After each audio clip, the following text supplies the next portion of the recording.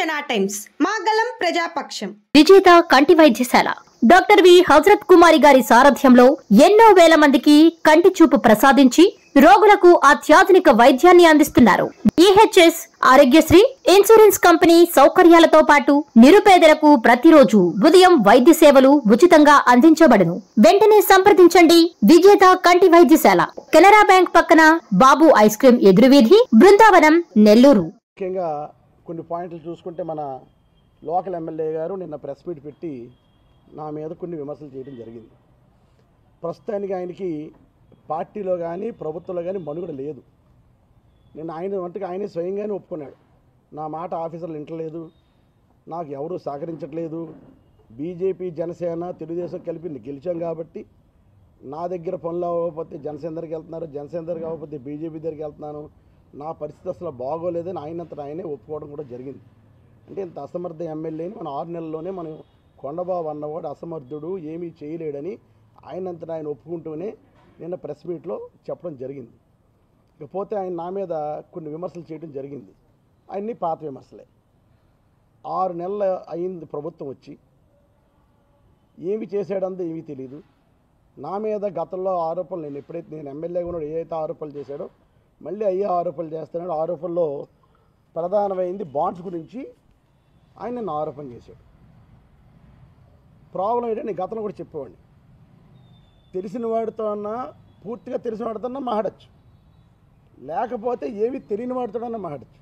ఈ మధ్యస్థంగా ఉన్నవాడితో మాట్లాడటం చాలా కష్టం. అంటే ఒక పిచ్చోడితో మాట్లాడతారు లెక్క, మధ్యస్థంగా ఉన్నవాడితో మాట్లాడితే. బాండ్స్ గురించి పూర్తిగా తెలుసుకోడు. నేను గతంలో 2009, 2014 ఎమ్మెల్యేగా ఉన్నప్పుడు మెయిన్ రోడ్లో బాండ్స్ ఇప్పించి మెయిన్ రోడ్ వైండింగ్ చేయించి, ఈరోజు మెయిన్ రోడ్ మీరు అందరూ చూసారు ఎలా ఉందో. మొన్న 2019, 2024 మధ్యలో ఎమ్మెల్యే అయినప్పుడు ఆనంద భారత్ నుంచి వైఎస్ఆర్ ఫ్లేవర్ వరకు బాండ్స్ ఇచ్చి ఆ రోడ్ వైండింగ్ చేసి ఊరు డెవలప్మెంట్ చేసే కార్యక్రమం చేయడం జరిగింది. అదేవిధంగా ట్రాన్స్కో వాళ్ళు నా దగ్గరకు వచ్చి, సార్ సబ్స్టేషన్లు కట్టాలండి, లో వోల్టేజ్ ప్రాబ్లం వస్తుంది అని నన్ను అడిగితే చాలా సందర్భాల్లో పోర్ట్కి కూడా నేను లెటర్లు రాయటం, కలెక్టర్ గారు చెప్పడం, కమిషనర్ చెప్పడం, పోర్ట్ సీఈఓకి చెప్పడం కూడా జరిగింది. ఇది వాళ్ళ పోర్ట్ ఏరియాలో కావాలని అడిగారు. దాని నిమిత్తం పోర్ట్ వాళ్ళు మేము ఇస్తాం 5 ఎకరాలు, కానీ మీరు ఎవ్రీ ఇయర్ రెంట్ కట్టాలి అని చెప్పేసి అయిన కరస్పాండెన్స్ మన టాస్క్ హోల్డర్ ఉంది, వెళ్ళి తీసుకోవాలి కొండబాబు. వాళ్ళందరూ ఆఖరికి పోర్ట్ వాళ్ళు మేము లీజ్కి అయితే ఇస్తాం తప్ప ఫ్రీగా ఇవ్వని చెప్పేసి వాళ్ళకి చాలా క్లియర్గా వాళ్ళందరూ కరస్పాండెన్స్ చేసిన తర్వాత ట్రాన్స్కో వాళ్ళు మేము ఎట్టి పరిస్థితుల్లోనూ కూడా లీజ్కి అయితే మాకు వద్దని చెప్తే సిదిరి అప్పలరాజు గారు, అప్పుడు మన ఇన్ఛార్జ్ మంత్రి గారి ఆధ్వర్యంలో జిల్లా పరిషత్ హాల్లో కాన్స్టిట్యుయెన్సీ డెవలప్మెంట్ కమిటీ అనే ఒక కమిటీ ఆయన అధ్యక్షతన కలెక్టర్ గారు, జాయింట్ కలెక్టర్ గారు, కమిషనర్ గారు, అప్పుడు మనకు కార్పొరేటర్ లేరు అయినా కూడా ఎక్స్ కార్పొరేటర్ని, ప్రజాప్రతినిధులు అందరినీ పిలిచి అభిప్రాయ సేకరణ చేస్తే జగన్నాథపురంలో సబ్స్టేషన్ కట్టాలని, అలాగే పోర్ట్ ఏరియాలో కూడా ఒక ఇండస్ట్రియల్ కోసం ఒక సబ్స్టేషన్ కట్టాలని తీర్మానాలు చేసే తెప్పించుకో. అధికారులు ఉన్నావు కదా, మున్సిపాలిటీలు ఉన్నాయి, తీర్మానాలు తెప్పించుకో. ఆ తీర్మానాలు చేసిన ప్రక్రియలో పోర్ట్ ఏరియాలో ఒక సబ్స్టేషన్ కట్టాలని. సబ్స్టేషన్ అంటే ఇది 33 సబ్స్టేషన్ కాదు కొండబాబు, 1000 ఇల్లుకో 2000 ఇల్లుకో కట్టే సబ్స్టేషన్ కాదు ఇది. ఇది మనకు కట్టేది 132 kVA సబ్స్టేషన్లు, లేకపోతే 200 kVA సబ్స్టేషన్లు చాలా పెద్దవి. మన కాకినాడలో 2 ఉన్నాయి, అది కూడా తెలుసుకో. 132 kVA సబ్స్టేషన్లు 2 మాత్రం ఉన్నాయి. ఒకటి సిల్క్ షుగర్స్ పక్కన ఉంది, ఇంకోటి ప్రతాప్ నగర్ దగ్గర ఉంది. 220 kVA సబ్స్టేషను ఏపీఎస్పీ పక్కన ఉంది. అంటే కాకినాడకు సంబంధించి వచ్చే పవర్, అంటే కాకినాడ కాదు ఈ చుట్టుపక్కల ప్రాంతాలకు వచ్చే పవర్కి 3 132 kVA సబ్స్టేషన్లు ఉన్నాయి. మేము ఆ రోజు ప్రపోజల్ తీసుకొచ్చింది 33 kVA సబ్స్టేషన్ కోసం కాదు. నేను అంటాను టిట్కోలో ఉంది, మన పోర్ట్ పోలీస్ స్టేషన్ పక్కన ఉంది, అక్కడ ఉంది, ఇక్కడ దానికి 5 ఎకరాలు అవసరం లేదు, 500 గజాలు చాలు దానికి. మేము ఆనంద భారత్లో 500 గజాలు ఇచ్చి సబ్స్టేషన్ కట్టించాను. అలాగే 500 గజాలు ఇచ్చి సంత చెరువులో కట్టించాను. కనుక నాకు తెలిసి ఎన్ని గజాలు వస్తాయి, ఎన్ని సబ్స్టేషన్లు వస్తాయండి. 5 ఎకరాలు దానికి అవసరం. 5 ఎకరాలు దేనికోసం అంటే 132 kVA సబ్స్టేషన్ కానీ 200 kVA అంతకన్నా కట్టడానికి కోసం 5 ఎకరాలు తీసుకున్నాం. దీనికి నువ్వు ఏదో అయిపోయింది అంటున్నావు. ఇండస్ట్రీస్ రావద్దా? ఇప్పుడు ఇండస్ట్రీస్కి పవర్ లేకపోతే ఎక్కడి నుంచి తెచ్చిస్తారు?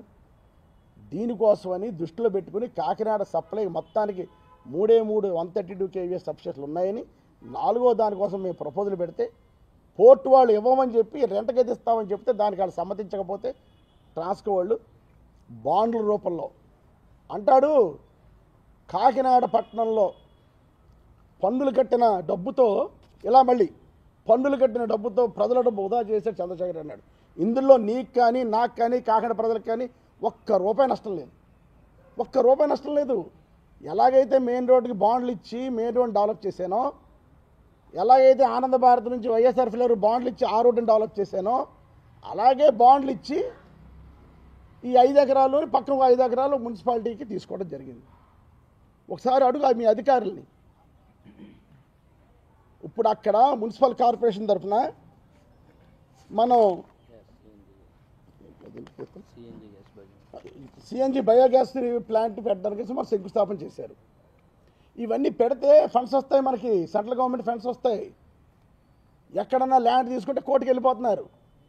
ఇది దూరంగా ఉంది ఊరికి, ఇక్కడ తీసుకుంటే కోర్టు సమస్యలు ఉండవని బాండ్లు తీసుకోవడంలో కాకినాడ ప్రజలకు ఏ విధమైన నష్టం లేదు. నువ్వు పన్నుల రూపంలో చెమట పొడిచిన ఏదో చాలా యాక్షన్ కూడా చూపించేస్తున్నావు. కానీ ఇందులో నువ్వేం బాధపడే సందర్భం లేదు. ఈ సబ్జెక్ట్ తీసుకుని మాట్లాడితే చాలా బాగుంటుంది.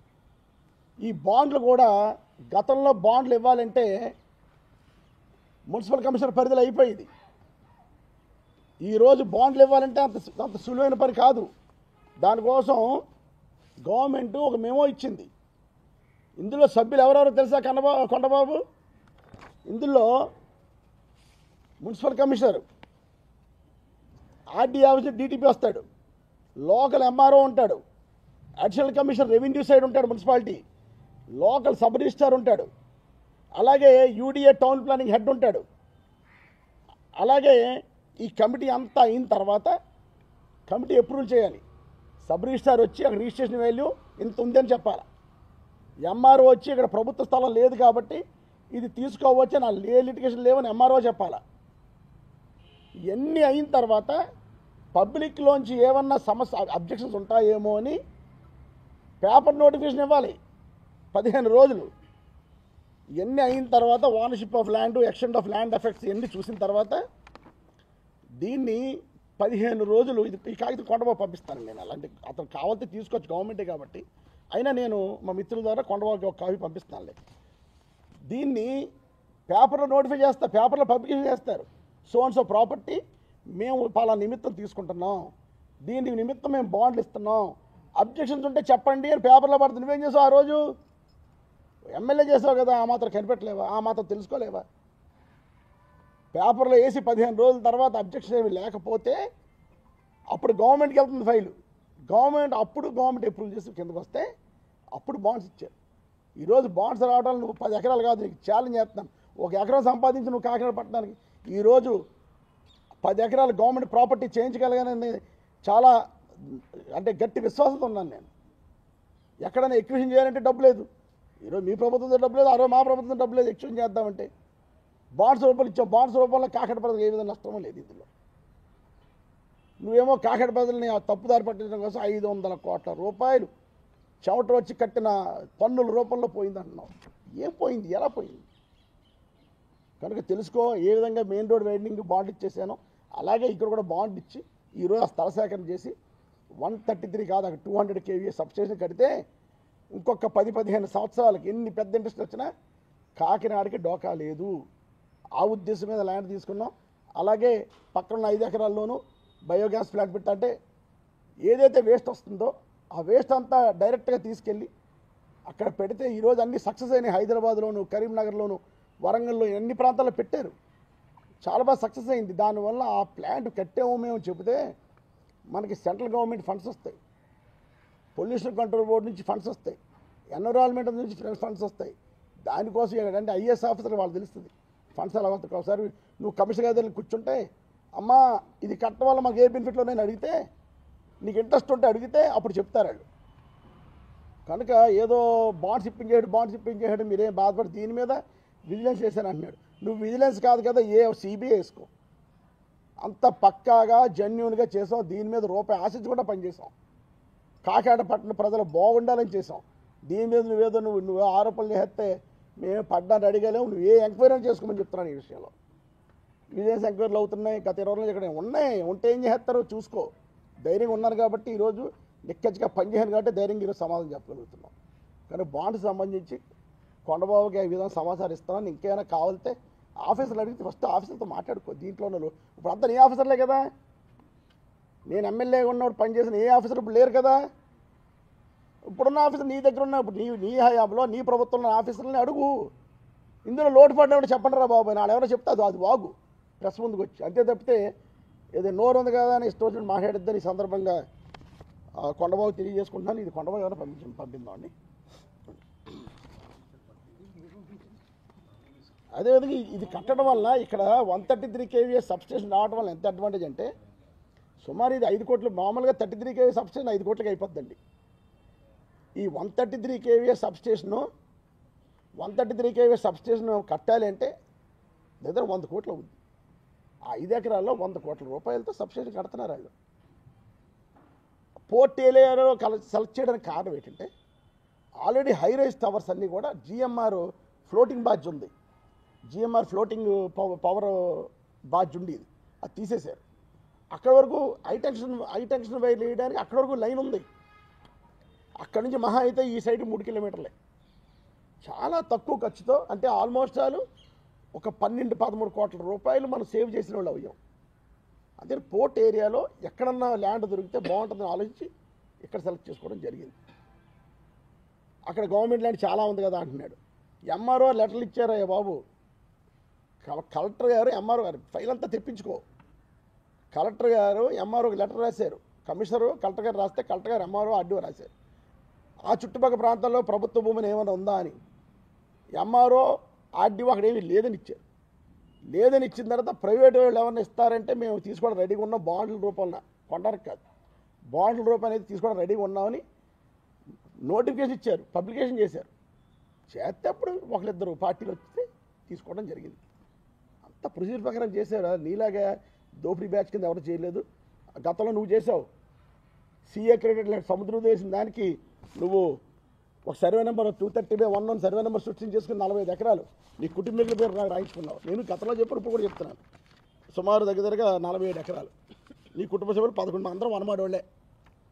మరి ఇప్పుడు ఏమవుతుందో చూడాలి. వాళ్ళ గొడవలు జరుగుతున్నాయి. ఇక ఈ ప్రాపర్టీ అంతా ఒకరి చేతిలో ఉంటుందా, లేకపోతే నా పేరు ఉంది కదా నేను ఎవరు అంటాడు. అలాంటి కొండబాబు అన్యాయం జరిగినట్టే. మీరు కొండబాబు భార్య 2 పిల్లలు అంతే. మరి సత్యనారాయణ గారు పెద్ద సంతానం కదా, ఎక్కువ యాక్షన్ ఆయనకు వస్తుంది. ఇందులో కొండబాబు పిల్లలు ఎంతమంది చూద్దాం, లెక్క ఇది. ఎందుకంటే మనకు వనమాడి ఫ్యామిలీ ఉమ్మడి ఫ్యామిలీ కింద నేను లెక్కేసుకోండి 47 ఎకరాలు. ఇప్పుడు కొండబాబు ఎంత ఉందో కూడా లెక్కేసి చెప్తాను. తర్వాత చేయలేదు. కొండబాబు పేరు ఎంత ఉంది, వాళ్ళ భార్య గారి పేరు ఎంత ఉంది, కొడుకు ఇద్దరు పేరు ఎంత ఉంది చూసి చెప్తాను. మిగతా అంతా కూడా సత్యనారాయణ గారి కుటుంబం అంతే, కనుక తగ్గింది. సో 47 ఎకరాలు అతను సీఏ క్రెడిట్ ల్యాండ్ని ప్రభుత్వాన్ని వినియోగించుకుని పాస్బుక్ సృష్టించుకుంటే దీని మీద ప్రభుత్వం క్యాన్సిల్ చేస్తే కోర్టుకి వెళ్ళాడు మళ్ళీ మనోడు. నువ్వు ప్రభుత్వాన్ని అడ్డబెట్టుకుని చేసింది. ఏ రోజు ఒక రూపాయి ఆశించకుండా పనిచేసినటువంటి మనస్తత్వం ఉన్నవాళ్ళు. కనుక నువ్వు చేస్తున్నావు కదా, నేను కూడా ఆ టైప్ ఉంటాను, నువ్వు అనుకోద్దు కొండబాబు అని. ఈ సందర్భంగా దీని సంగతి కూడా ఎలాగ ఇది కోర్టులో ఉంది, దీని సంగతి కూడా తెలుస్తాను అలాగే. నెక్స్ట్ ఐశ్వర్య గ్రాండ్ సైటు నేను బెదిరించేసి భయపెట్టేసి కొనేయని అంటున్నాడు. ఈ సందర్భంగా కొండబాబు తెలియపరిచింది ఏంటంటే, ఐశ్వర్య గారు నేనేమైనా భయపెట్టలే. ఒక 3-4 సార్లు బ్యాంకులో పెడితే బ్యాంకు వాళ్ళు ఆక్షన్ చేశారు. ఆక్షన్ చేస్తే అదే టైంకి నా హైదరాబాద్ నా పొలం మీద 58 ఎకరాల పొలం ఉన్నది. డబ్బులు ఉన్నాయి కదా అని ఐశ్వర్య గారిని కొన్నాను. అంతే చదివితే నేను ఎవరిని దోపిడీ చేసి బెదిరించేసి ఎవరిని తీసుకోలేదు నేను. ఆ హోటల్ ఓనరు ఎవరైతే ప్రకాష్ అన్నవాడు ఉన్నాడో అతనికి ఎన్నప్పుడు నాకేం తెలియదు. అతను బాకీదారులు నేను ఎందుకు బెదిరించుకుంటాను, నాకు పని ఏంటి? అతను బాకీదారులు ఉంటే ప్రకాష్ వాళ్ళు చూసుకుంటాను, నాకు సంబంధం ఉంది. ప్రకాష్తో ఐపీ పెట్టించేసి నేను కొన్నానంటున్నాడు. ఇందాకే ప్రకాష్లో కడుక్కున్నాను నేను. అలాగే ప్రకాష్ ఐపీ నేను కొన్న 6 నెలలకు సంవత్సరం పెట్టాడు ఐపీ, నాకు సంబంధం ఏముంటుంది? ప్రాఫిట్ ఉంది కాబట్టి అప్రోడ్ ఒత్తిడి చేయలేదు. ప్రాపర్టీ బ్యాంక్ వాళ్ళు ఆక్షన్ చేస్తారు కాబట్టి, ఆక్షన్లో నేను కొనుక్కున్నాను కాబట్టి అప్పుడు వాళ్ళందరూ మీద పడతారు, ఇది కామన్ పాయింటే. అప్పుడు వాళ్ళందరూ మీద పడ్డారు, అతను ఐపీ డిక్లేర్ చేసుకోండి, అతను ఇష్టం, నాకు సంబంధం ఏముంది. దీన్ని ఒక కుట్ర కింద వెళ్ళి దీనికి ఒక పాత్ర సృష్టించి ఐశ్వర్య గ్రాండ్ విషయంలో నేను ఏదో దౌపిడి చేస్తాను, దొంగతనాలు చేస్తాను చెప్తాను. ఇవన్నీ కరెక్ట్ కాదు. ఉన్నది మాట్లాడు, ఉన్న మాట ప్రతి మాట సమాజం ఉంటాడు. ఇవ్వకుండా అదేవిధంగా జయలక్ష్మి బ్యాంక్, ఈ మహానుభావుడు చెప్తాడు జయలక్ష్మి బ్యాంక్ అంతా నేనే ఛేదించేశాను, నేనే చూసేసానని. అంతా మీడియాలో ఉన్నారు కదా. జయలక్ష్మి బ్యాంక్కి మెంబర్స్ అందరితో మీటింగ్ పెట్టించి చైర్మన్ ఒక కమిటీ ఎలక్ట్ చేయించాం మనకు మా ప్రభుత్వం ఉన్నప్పుడు. జరిగిన జయలక్ష్మి బ్యాంక్ వాళ్ళు ఐపీ అంటే పారిపోయిందా, జయలక్ష్మి బ్యాంక్ వాళ్ళు చాలామంది డిపాజిట్లు నష్టం జరుగుతుందని తెలిసిన 20 రోజుల్లోనే నేను జగన్ గారి దగ్గరికి వెళ్ళి, ముఖ్యమంత్రి గారి దగ్గరికి వెళ్ళినప్పుడు సిట్ వేయించడం జరిగింది. ఆ సిట్లో వెస్ట్ గోదావరి ఉమ్మడి వెస్ట్ గోదావరికి ఎస్పీ గారు, ఈస్ట్ గోదావరి ఎస్పీ గారు, వైజాగ్ ఎస్పీ గారు ముగ్గురితో పెట్టి డిఐజీ గారిని చైర్మన్ కింద పెట్టి సిట్ వేసి దాని మీద చాలా స్పీడ్ యాక్షన్ తీసుకోవడం జరిగింది.